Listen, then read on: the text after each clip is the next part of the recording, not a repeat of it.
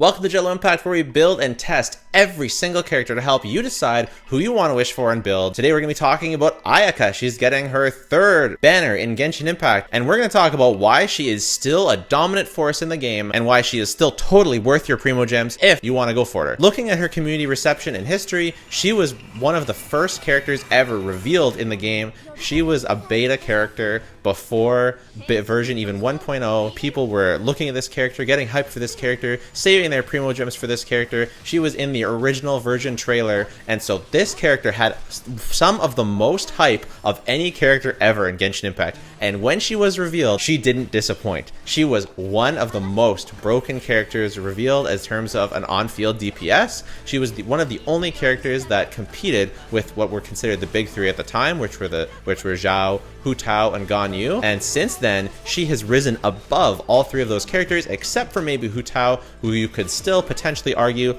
I think Ayaka is better, but the debate is still out, and you could definitely argue that Hu Tao maybe is still better. But she has really cemented herself as one of the powerhouse characters in Genshin Impact, one of the best DPSs you can go for. That being said, I would absolutely not say that she is a must pull. She falls into the realm of you can wish for her if you like her and she will be valuable, or you can skip her and you will be totally fine. There was a time where freeze teams were the best teams in Genshin Impact because so many enemies were freezable. At this time, their Hoyoverse is releasing more and more enemies that are less being able to be frozen, although they are being a little bit nice, and some characters they're striking a good balance, I would say, or some enemies that are freeze resistant. So for example, on Chamber 2 side 1 of this floor 12, they're freeze resistant, so they still get frozen, they just don't stay frozen as long. So it's not as broken, but still very, very useful to have freeze. And so she's a really, really good character in those scenarios. She changes since Dendro. She has a new team option, which is Hyper Fridge,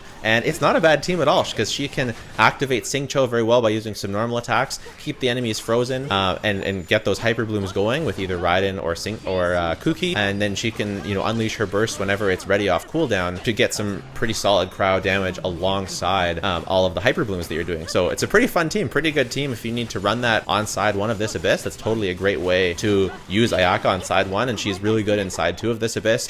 I have found personally, looking at her value and looking at her value, she has been a character that I have never ever struggled to 36 star the abyss. I know people like to say that they don't like mono cryo, that they don't feel like mono cryo is very good.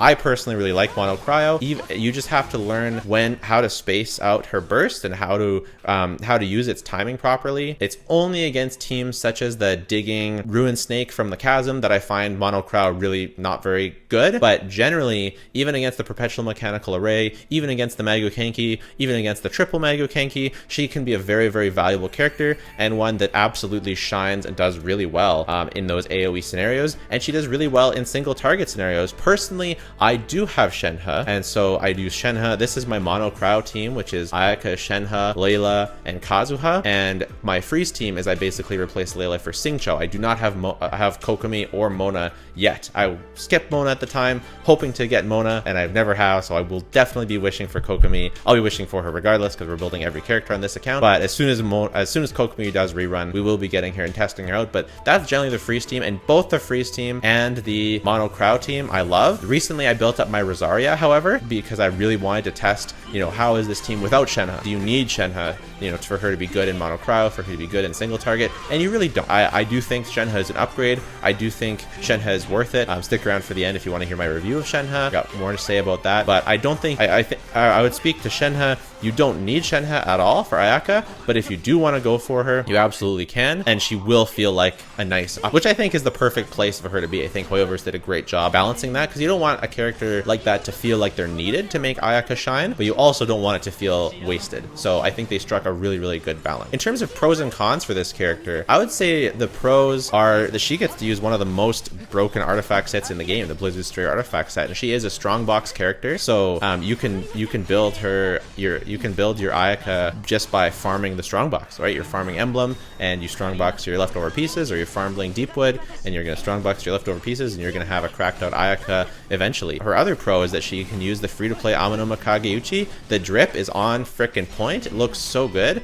way better than her signature weapon if you're asking me, and it allows you to have a lot more energy recharge, and so you can go for less energy recharge on your substats. 112 is kind of perfect. You can even go with 105 or even 0, depending on how much Favonius weapons and how you like to play. And then I like to go for a little more crit rate, a little on the higher side of crit rate, because I do really like mono crowd teams. I can see if you're running 35% crit rate, you might really hate mono crowd teams, and I get that. I like to go for just a little bit higher. The 43%, 45% is perfect for me, because then even when you're not activating that extra 20% from the Blizzard Strayer, you get the first 20%, you get cryo resonance at 15%, so you're getting 35, so I'm at 78% crit rate, 79% crit rate, which is really, really solid. And then I'm almost at 100 with Blizzard Strayer. So this is for me the perfect build for my Ayaka. She is one of my best built characters, but I think it's a totally achievable build for you, because you can just strong box for this. You do need to have a little bit more on the crit damage side, but I really, really like her. If you are a Dolphin and you want to go for constellations and weapons, you can go for the Mist Splitter. I would say that the Mist Splitter is a very significant upgrade. It's about a 25% upgrade, and Shenhe will compound that upgrade as well. But you really, really don't have to. I want to stress that enough, because I use the Amanoma Kageuchi, and I have never, ever even come close to struggling in the Abyss. You just need to, maybe get some better artifacts. I do have her crowned. I really love Ayaka, so I would say she is totally worth it, even at free-to-play levels.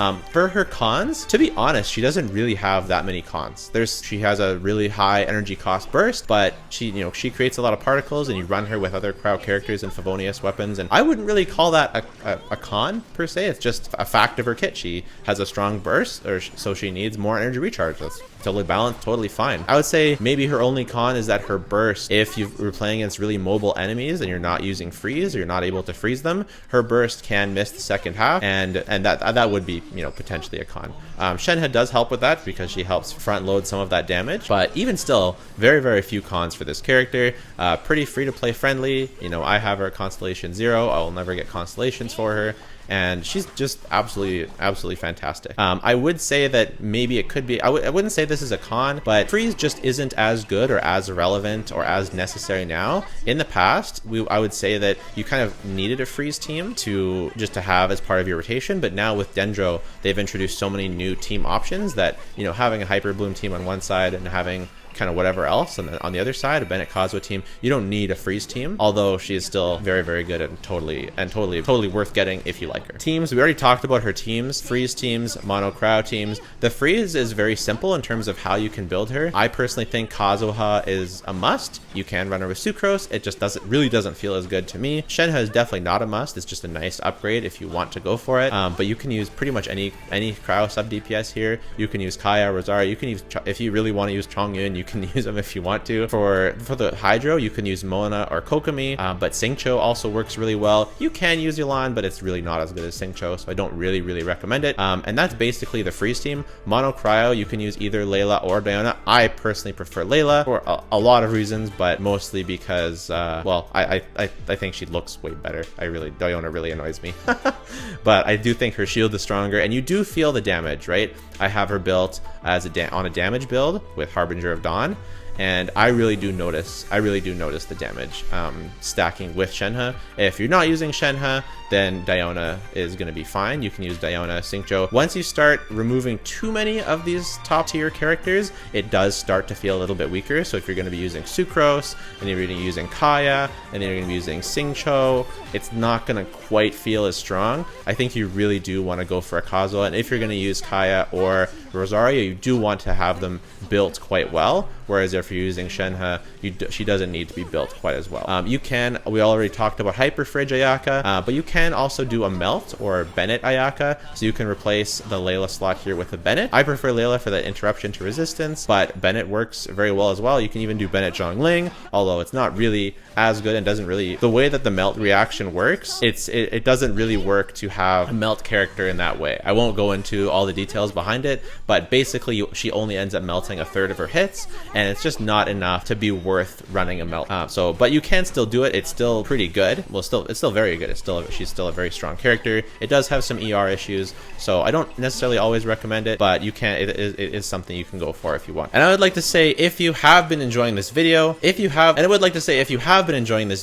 remember that a blade is like the like button. Only those who click on this video can appreciate its true qualities. Thanks for liking the video to help it spread to more people. Thank you very much. In terms of how she feels to play, how strong she feels, I would say personally, after playing her for a while, she feels amazing to play. I know it can take some getting used to use her special dash. It can take some getting used to be able to line up her burst properly.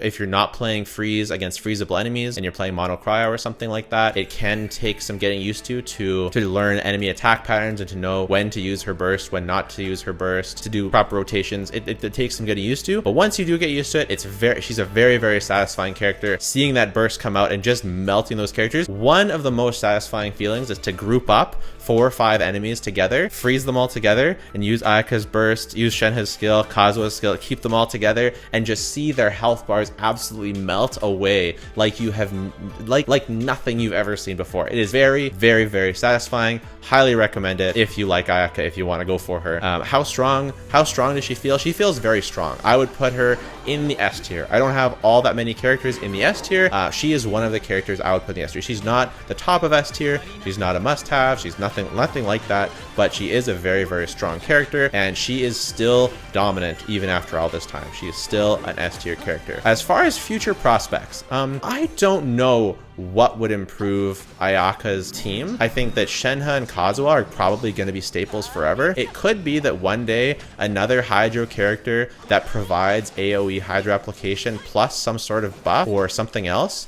could improve her team, because right now she runs Kokomi, who does buff with Thrilling Tales, which is very valuable, and heals and has Hydro application. You can get away without healing on a freeze team, right? I often do not run a healer on a freeze team because you're going to be, freezing the enemies, and they're not going to be attacking you very much. So it's possible that a character that provides different value than Kokomi, that provides maybe more damage or more buffing or better, wider Hydro application, could be an upgrade over Kokomi one day, but it's even then Kokomi still buffs with Thrilling Tales, so it's a toss-up as to whether. I definitely wouldn't bank on it, but she doesn't really need a buff in the future. She is plenty strong as is. In terms of overworld and aesthetics, in terms of design, she is one of my favoritely designed characters. The samurai theme is absolutely so cool. We'll take a look at her skin right now. I really, really wanted to like this skin because I love Ayaka, but it's not that I even think it looks terrible, although it is not my favorite, but I really just love her regular aesthetic. I think that the samurai, I'm a sucker for katanas and samurai and Japanese stuff like that, and so the samurai armor, the samurai headpiece worked into her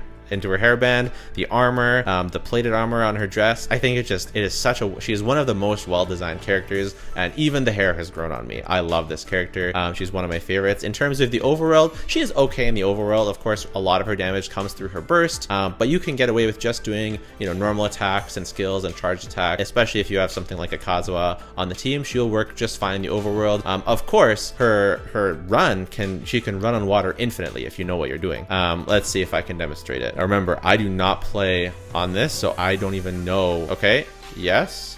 So you're gonna go like this. This is how you walk on water infinitely. So we're gonna come up, we're gonna stand on our ice. I'm done. You can figure it out. Look up a guide somewhere else. If you want to see my review of Shenhe, check out that video right there. And if you want to see where I think Ayaka stacks up against all the other characters in the game, check out that video over there. Have a great one.